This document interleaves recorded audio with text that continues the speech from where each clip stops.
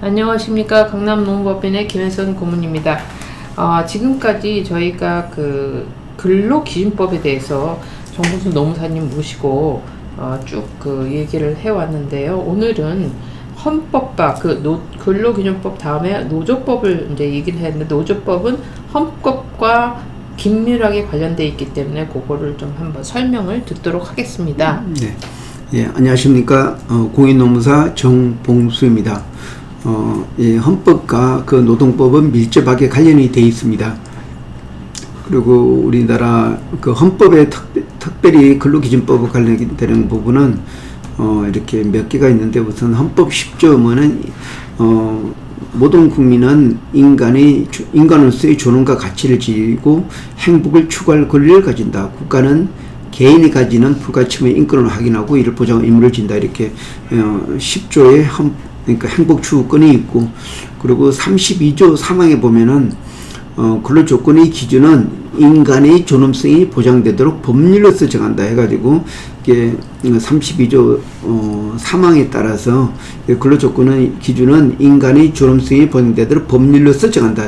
바로 여기서 말하는 법률이 바로 근로기준법이 되겠습니다. 그래서 이 근로기준법 1조의 목적에 보면, 이 법은 헌법에 의해 근로조건의 기준을 정함으로써 근로자의 기본적 생활을 보장, 향상시키며 균형 있는 국민 경제 발전을 도모함을 목적으로 한다. 이런 내용이 있고, 여기서는 바로 헌법 10조에 있는 행복 추구권, 그리고 인간의 존엄성 보장, 이런 부분이 바로 근로기준법에 녹아져 있습니다. 그리고 헌법 33조는 노동 3권에 대해서 설명을 하고 있습니다. 그래서 우리나라 노동조합법은 바로 이 헌법 33조에 의해서 유래되고 있습니다. 33조 1항을 보면은 근로자는 근로조건의 향상을 위하여 자적인 단결권, 단체 계속권 및 단체 행동권을 가진다. 이렇게 노동 3권을 헌법에서 보장되고 있습니다. 그래서 이거를 구체화하기 위해서 말만 되는, 헌법은 사실 어떤 모든 법에 어떤 지침을 주는 거고, 또 예하법으로 이런 노동 3권을 명확하게 하고, 이런 노동 3권을 보장하기 위해서 바로 노동조합법에 부당 노동 행위 처벌 규정이 있습니다. 이 사용자가 노동 3권을 위반하는 행위 자체가 바로 부당 노동 행위라고 해서 처벌을 할 수가 있습니다. 그래서 노동조합법은 이렇게 노동 3권을 보장하기 위한 법이 되겠습니다. 그래서 헌법 노동조합법 제1조 목적을 보면, 이 법은 헌법에 의하여 근로자의 단결권, 단체 교섭권 및 단체 행동권을 보장하여 근로조건의 유지 개선과 기타 근로자의 경제적, 사회적 도모하기 위한 그러한 법이다. 이렇게 설명을 하고 있습니다. 그래서 여기에서 노동 3권, 그래서 여기 노동조합법이 말하는 것은 바로 이제 이런 노동 3권을 행사하다가 사용자에게 피해를 주거나 아니면 형사적인 방해를 했더라도 이것은 민법이나 민사책임 형사처분이 면책이 된다. 그런 게 바로 1장 총칙에 있고, 그리고 노동조합법 2조에는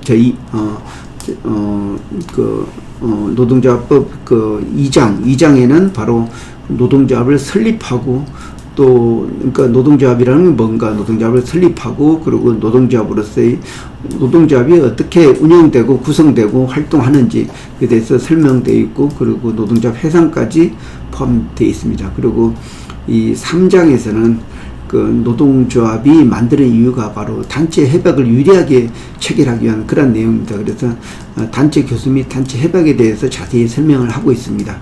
그리고 4장은 바로 단체, 그러니까 쟁의 행위에 대해서 설명을 하고 있습니다. 이게 쟁의 행위라는 건 하면은 노동 3권의 단결권이라는 건 노동조합을 만들 수 있는 권리, 그리고 단체 교섭은 노동조합이 단체 교섭을 하고, 그리고 단체 행동권, 바로 여기서 말하는 노동쟁의라고 하면은 바로 이 단체 행동권을 말하고 있습니다. 그래서 만약에 이게 노동조합이 단체 교섭을 요구하고 협상을 했는데 협상이 이루어지지 않으면은 근로자는 생산을 멈추고 이제 그런 시위를 하는 이 자체를 바로 정의행위라고 하고 있습니다. 이렇게 하는 이유는 협상력을 높여가지고 유리한 단체 협약을 체결하기 위한 그런 과정이라고 할 수가 있습니다.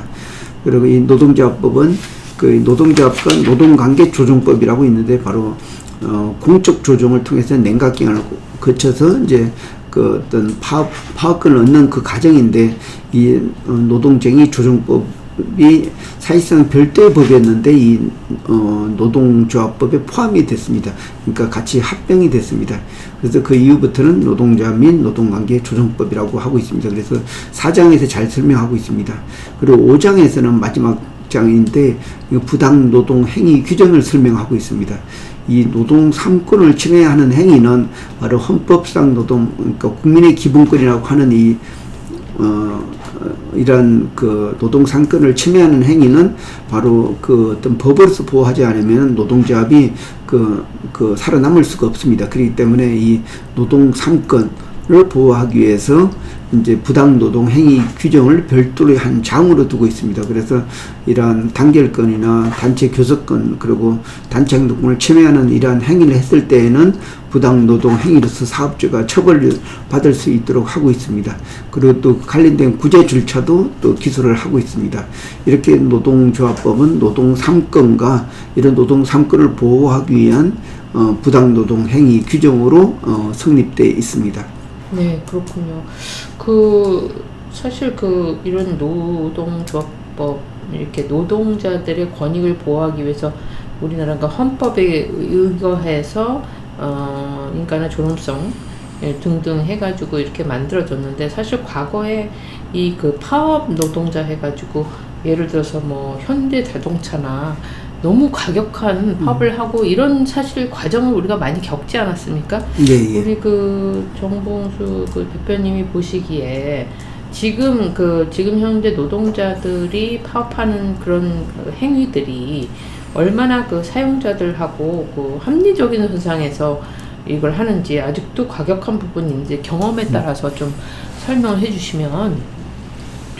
예, 우리나라는 1960년도부터 산업화가 됐습니다. 그래서 1970년도에 바로 전태일 열사라고 하는데 서울의 어떤 평화시장에서 어떤 옷을 만드는 어떤 그런 역할을 하는 그런 노동자였는데, 너무 주변에 있는 동료들의 너무 생활 여건이 너무 열악하고 또 제대로 노동법이 지키지 않는다는 것을 많이 느껴가지고 노동조합을 최초로 만들어서 단체, 어떤 법에 보장이 되고 있는 노동 3권을 행사하니까 바로 스스로가 해고도 됐고 또 불이익을 엄청 가져왔습니다. 그래서 그 상황을 극복하기 위해서 함께 극단적으로 자기를 어떤 분실을, 자기 몸에 휘발유를 뿌려서 분신 자살을 하면서 손에 근로기준법 책자를 들고 노동법을 준수해 달라 이렇게 외치면서 이렇게 사망을 한 그런 내용이 있었습니다. 그래서 그 당시에는 하나의 해프닝이었지만 그게 어떤 우리 노동법의 어떤 발전을 하게 된 계기가 됐습니다.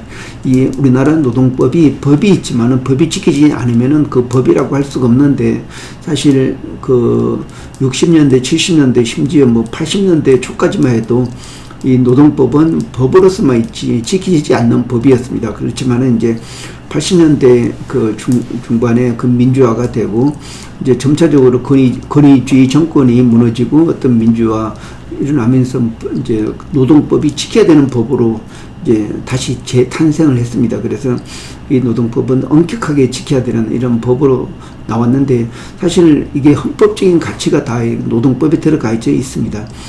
사실 경제 발전만 추구하다 보면은 어떤 근로자의 권리는 계속 무너질 수가 없고 보호가 되지는 않습니다. 그래서 사실 일을 하고 돈을 벌어서 그 생계를 책임지는 이 근로자들이 근로조건을 개인적으로는 도저히 이제 향상을 시킬 수 없기 때문에 바로 노동조합을 만듭니다.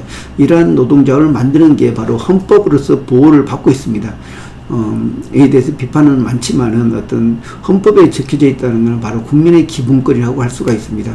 그래서 국민의 기본권을 행사하는 이 부분이 좀 다소 지나쳤다고 하지만은, 근데 이게 파업 현장에서는 좀 지나칠 수가 있는데, 그렇게 파업이 그렇게 과격하게 되는 거는 그만큼 노동조합을 탄압했기 때문에 좀 그렇게 좀 과격하게 되지 않았는가 그렇게 이해할 수가 있습니다. 근데 요즘 와서는 그렇게 과격한 탄압 그러니까 그렇게 뭐 하는 노동조합을 볼 수가 없습니다. 왜냐하면은 어느 정도 노동조합에 대한 어떤 보호나 또 어떤 법적인 그 조치가 있기 때문에 굳이 그렇게 파업으로 나가지 않더라도 어떤 법적 분쟁을 통해서 아니면 단체 교섭을 통해서 좀 더 유리한 조건을 향상시킬 수 있기 때문에 좀 그렇게 가격한 파업은 많이 사라졌다고 할 수가 있습니다.